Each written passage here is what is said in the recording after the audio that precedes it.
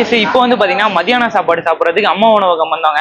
So வந்தோடனே பாத்தீங்கன்னா சாம்பார் சோறு மட்டும் இருந்துச்சு. ஸோ அது வந்து பாத்தீங்கன்னா 5 ரூபாயம்மா. ரொம்ப கொதிக்க வந்து பாத்தீங்கன்னா கொடுத்துருக்காங்க.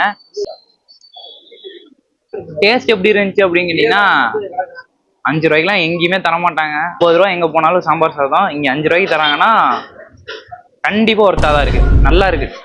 5 ரூபாய்க்குலாம் இப்படி ஒரு சாப்பாடா அப்படின்னு இருக்கு.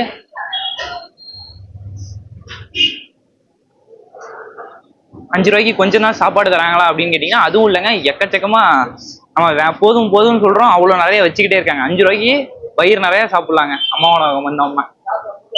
உள்ள பாத்தீங்கன்னா சம கூட்டமா இருக்கு. நம்ம உள்ள நின்று ஃபர்ஸ்ட் வீடியோ எடுத்துட்டு இருந்தாங்க. அப்பவே பாத்தீங்கன்னா இங்க உள்ள இருப்பாங்கல்ல அவங்க எல்லாருமே நம்மளே கொஞ்சம் குறுகுறுன்னு பாத்துட்டு இருந்தாங்க.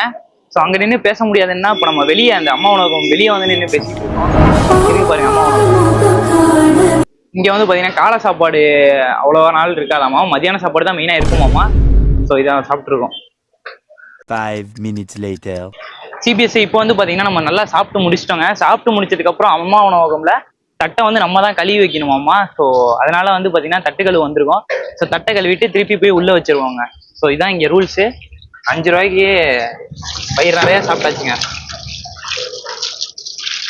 இங்க இங்க சாப்பிடுவீங்களா? தினமும் காலை மதியம் 2 பேர் சாப்பிடும். நல்லா இருக்குமாக்கா? காலைக்கு என்ன இருக்கும்? அது இட்லி சாம்பார், அவ்வளோதான். இட்லி சாம்பார். மதியம் வந்து தயிர் சாப்பாடு சாம்பார் சாப்பாடு. தயிர் சாப்பாடு சாம்பார் சாப்பாடு.